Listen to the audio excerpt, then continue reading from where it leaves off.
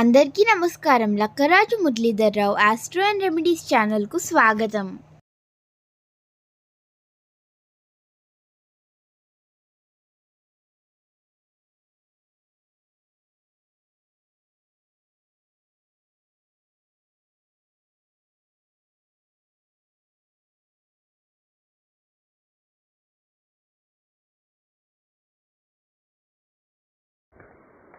శ్రీ గురుభ్యో నమః. ఆపదామపహర్తారం దాతారం సర్వసంపదాం లోకాభిరామం శ్రీరామం భూయో భూయో నమామ్యహం. శ్రీరామ జయ రామ జయ జయ రామ. నిన్నటి రోజు మనము శబరిమాత గురించి విన్నాము. శబరి పాత్ర రామాయణంలో ఒక విశిష్టమైనటువంటి ఆదర్శమైనటువంటి పాత్ర. మనం చూస్తున్నాం ఈ రోజుల్లోపట ప్రతి క్షణము ఏదన్నా పని చేయాలి అంటే వాటికి ఏవో సాధనాలు తక్కువ ఉన్నాయని, అందుకే పనులు చేయలేకపోతున్నామని రకరకాలుగా మనం సర్ది చెప్పుకుంటూ బాధపడుతూ ఉంటాం. కానీ శబరిమాతను ఆదర్శంగా తీసుకుంటే ఇలాంటి వసతులు సాధనలు లేనప్పటికీ ఒక సామాన్య వ్యక్తి జీవితపు అత్యున్నత లక్ష్యాన్ని ఎలా చేరగలిగిందో మనకు బాగా అర్థమయ్యేటువంటి పరిస్థితి శబరిమాత పాత్ర. దీన్ని మనం అన్వయం చేసుకుంటే మనం దేనికి కూడా బాధపడకుండా ఉంటాం. ఆమె అడవిలో వాళ్ళ కుటుంబం అంతా నివసించేది. అక్కడ ఆమెకి ఎలాంటి విద్య రాదు, వేరే ఎటువంటి శిక్షణా సంస్కారాలు అక్కడ ఏమీ లేవు. కానీ ప్రకృతి సహజంగా పూచే పువ్వులాగా మాత్రం ఆవిడ జీవితం మాత్రం పవిత్రంగా ఉండేది. ఈలోగా ఆమెకు వాళ్ళ తల్లిదండ్రులు పెళ్లి నిశ్చయం చేస్తారు. ఆ పెళ్లి రోజు ముందు రోజు ఇంటి ముందు అనేక మేకలు తీసుకొచ్చి కట్టేశారు. మేకలు. శబరిమాత అడిగింది తల్లిని, అమ్మా ఈ మేకలు ఎందుకమ్మా అని చెప్పేసి. అదేంటమ్మా, రేపు నీకు పెళ్లి కదా, కాబట్టి వచ్చిన వాళ్ళందరికీ కూడా విందు భోజనం పెట్టాలి కదా, దాని కొరకు ఇన్ని మేకలు తెప్పించామని చెప్పేసి. చూడండి, ఆ చిన్న వయసులోనే ఆమె మనసులో ఆలోచన మొదలైంది. దృఢమైన నిశ్చయం తీసుకున్నది. నా వల్ల ఇన్ని మూగ జీవాలను చంపాల్సి వస్తే అసలు నేను పెళ్లి చేసుకపోవడమే మంచిది కదా అని చెప్పేసి ఎవరికీ చెప్పకుండా ఇల్లు వదిలిపెట్టి వెళ్ళిపోయింది ఆ చిన్న వయసులో. అంతకుముందే ఆమెకు అడవిలో అనేక మంది తాపసులు, ఋషులు, సన్యాసులు వాళ్ళ యొక్క ఆలోచన విధానము, జీవన విధానం తెలుసు. కాబట్టి ఆ విధంగా తాను కూడా అదే విధంగా గడపాలనేటువంటి నిర్ణయం తీసుకొని అక్కడి నుంచి బయలుదేరింది. కాబట్టి ఆమె యొక్క సేవా భావన, నిష్ఠ, భక్తి వీటన్నిటి వల్ల ఆమెకు అదృష్టం కొద్దీ మాతంగ మహర్షి యొక్క ఆశ్రమం లభించింది ఆమెకు. మాతంగ మహర్షి యొక్క కరుణ వల్ల ఆయనకు శిష్యురాలు అయిపోయింది. అక్కడి నుంచి తన యొక్క జీవితంలో సాధన మొదలుపెట్టింది ఆమె. అటువంటి శబరిమాత జీవితాన్ని స్మరణ చేసుకుంటే, రామలక్ష్మణులు వచ్చిన వెంబడే శబరిమాత కేవలము రాముని యొక్క దర్శనం కొరకే ఆగింది ఆమె. గురువు గారు ముందే వెళ్ళిపోయారు, స్వర్గవాసులు. కాబట్టి ఆ గురువు గారి యొక్క ఆజ్ఞ ప్రకారం రాముడికి ఆతిథ్యం ఇవ్వాలి, ఇది ఆమె యొక్క ఉద్దేశం. రాముడిని దర్శించాలి. కాబట్టి ఆ విధంగా ఆమె రాముడి కొరకు ఆగింది. రాముడి దర్శనం కొరకు రామలక్ష్మణులు వచ్చిన వెంబడే ఆ రాముని లక్ష్మణుల యొక్క పాదాలను గట్టిగా పట్టుకొని వాళ్లకు అతిథి సత్కారాల్లో అర్ఘ్యము, పాద్యము మొదలైనవన్నీ కూడా ఇచ్చేసి అనేక సంభారాలను చేకూర్చిందట ఆ తల్లి. సీత లేదు కానీ రామలక్ష్మణుడు, రాముడికి మనసులో సీత బాధ ఉన్నప్పటికీ కూడా ఇక్కడ కొద్ది ఉపశాంతి జరిగింది ఆయనకు. శబరిని చూసిన తర్వాత, ఆ శబరిమాతను చూసిన తర్వాత కొంత మనసులో ఉపశాంతి వచ్చేసింది. ఆమె యొక్క నమస్కారాన్ని రాముడు స్వీకరించాడు. స్వీకరించిన తర్వాత అడిగాడు, అమ్మా శబరిమాత, నీవు నియమంగా జీవితం గడపగలుగుతున్నావా లేదా? ఆహారం నీకు నియమంగా దొరుకుతుందా లేదా? తపస్సు చేయగలుగుతున్నావా లేదా? మరి నీ గురువుల యొక్క అనుగ్రహాన్ని నీవు నిలబెట్టుకుంటున్నావా లేదా? కాబట్టి గురువుల యొక్క సేవ చేసి వారి వల్ల పొందాల్సిన ఫలితాన్ని పొంది ఉన్నావా లేదా అని చెప్పేసి ఇవన్నీ ప్రశ్నలు ఎంతో ఆప్యాయతతో శబరిమాతను రాముల వారు అడిగారట. శబరిమాత చాలా సంతోషపడింది. ఆమె అన్నది, రామా, ఏనాడు నీ దర్శనం చేశానో, ఏనాడు నిన్ను చూశానో ఆనాడే నా తపస్సు సిద్ధించిందయ్యా. నేను కూడా మతంగ మహర్షి శిష్యులతో పాటు తపస్సు చేశాను. మా గురువులకు చాలా సేవ చేశాను నేను అని చెప్తూ మరి రాముణ్ణి ఆశ్రమంలోనికి తీసుకెళ్లి తన గురువుల గురించి చెప్పిందనమాట. మాతంగ మహర్షి ఆయన శిష్యులు ఉన్నప్పుడు ఆశ్రమం ఎలా ఉండేదో చూపించింది. అక్కడ ఒక పెద్ద అగ్నివేది ఉన్నది, దాని దగ్గర తీసుకుపోయి చూపించింది. రామచంద్ర, ఈ వేది దగ్గరే మా గురువులు అగ్నిహోత్రం చేసేవాళ్ళయ్యా. చిత్రం ఏమిటంటే వారి చేతులు వణికిపోతూ ఉండేవి వయస్సు వల్ల, అంత వృద్ధులైపోయారు. ఆ వణికిపోతున్న చేతులతో పువ్వులు తీసేసి ఆ వేడి మీద పెట్టేవాళ్ళట. ఆ వేడి మీద చూడు, ఆ పువ్వులు ఇప్పటికీ వాడకుండా అట్లే ఉన్నాయి, అలానే ఉన్నాయి.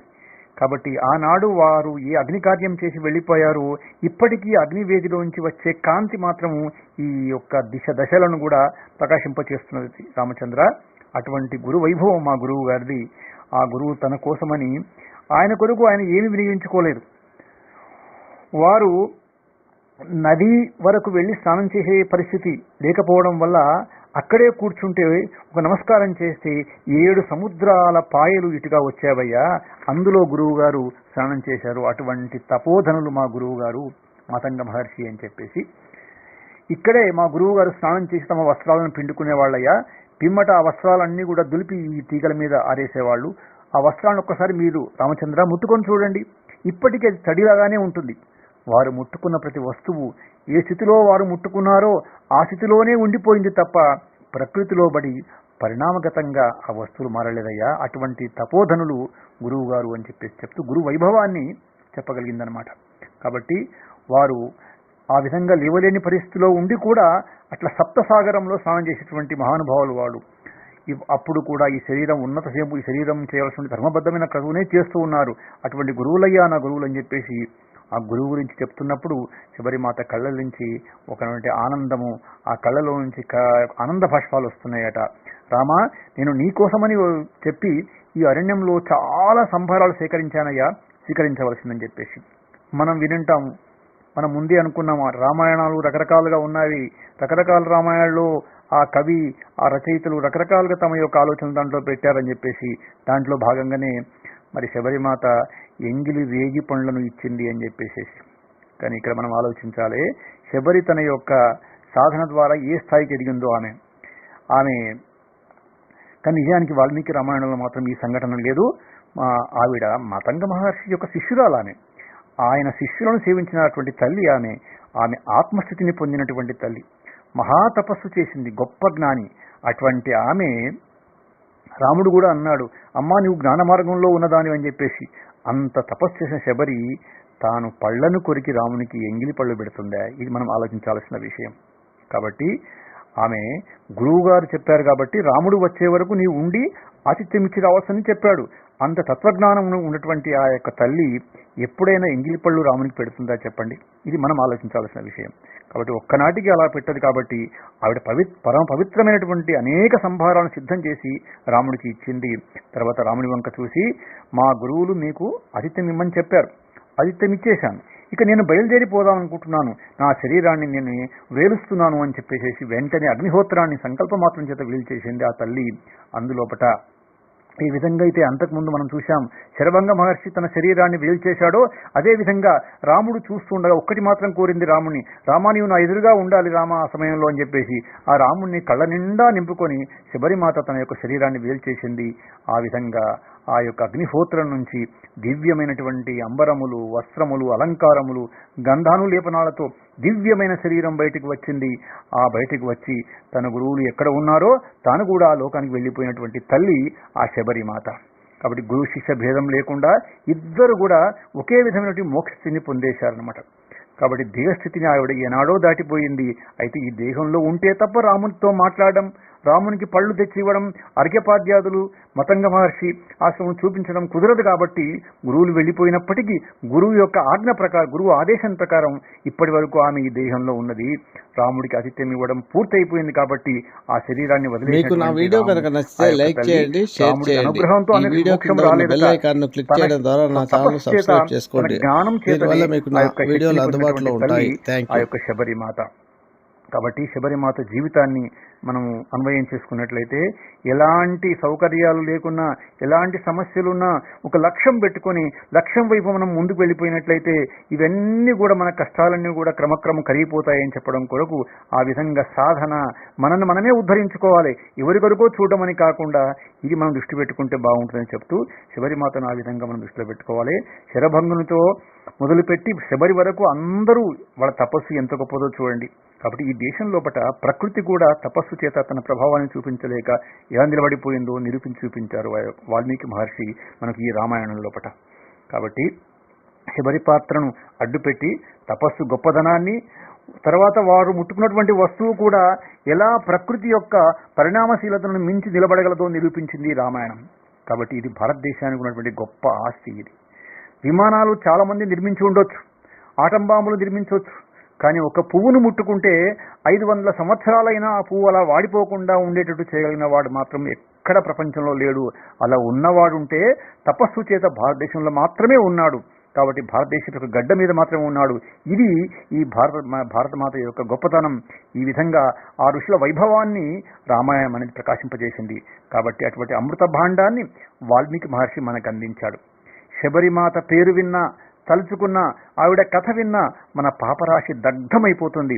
వాళ్ళు ముట్టుకున్న పువ్వే వాడిపోకపోతే వాళ్ళు పేర్లు మన చెవుల్లోంచి లోపలికి వెడుతుంటే, ఆ కథలను మనం తాదాత్మ్యంతో వింటూ ఉంటే మన పాపరాశి ఎందుకు ధ్వంసం కాదు చెప్పండి? అయి తీరుతుంది. అందుకే రామాయణం ఎక్కడ వింటారో, రామాయణం ఎక్కడ చెబుతారో అక్కడ ఆ ప్రదేశం అంతా కూడా పరమ పవిత్రమవుతుందని వాల్మీకి మహర్షి అభయమిచ్చేశారు మనందరికీ. ఆ విధంగా ఆ ఋషుల యొక్క తపోనిష్టకు, సంప్రదాయానికి రాముడు పొంగిపోయేసి ఆ యొక్క లక్ష్మణునితో కలిసి పంపా సరోవర తీరానికి చేరుకొని దూరాన కనిపిస్తున్నటువంటి ఆ ఋషిముఖ పర్వతాన్ని చూసి లక్ష్మణునితో అంటున్నాడు, లక్ష్మణ, సీతను కోల్పోవడం వల్ల, ఆమెను దూరం చేసుకోవడం వల్ల నా మనస్సు బాధలో ఉందయ్యా. ఈ పంపలో స్నానం చేస్తే నా మనస్సు కొద్దిగా ఉపశాంతి పొందుతుంది నాయన. కాబట్టి ఋష్యమూక పర్వతం మీద ఉన్నటువంటి సుగ్రీవునితో తొందరగా మనకు కబంధుడు చెప్పాడు కాబట్టి మనం స్నేహం చేసి సీతాన్వేషణం ప్రారంభిద్దామని చెప్పేసి ఆ యొక్క రాముడు లక్ష్మణునితో అన్నాడట. దీంతో అరణ్యకాండ మనకు సమాప్తమవుతుంది.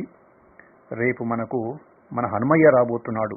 మనోజవం మారుతతుల్య వేగం జితేంద్రియం బుద్ధిమతాం వరిష్టం వాతాత్మజం వానరయూధ ముఖ్యం శ్రీరామదూతం శిరసా నమామి రామయ్య దూతం మనసా స్మరామి. మంగళం కౌసలేంద్రాయ మహనీయ గుణాత్మనే చక్రవర్తి తనూజాయ సార్వభౌమాయ మంగళం. సర్వే జనా సుఖినో భవంతు. శ్రీకృష్ణార్పణమస్తు.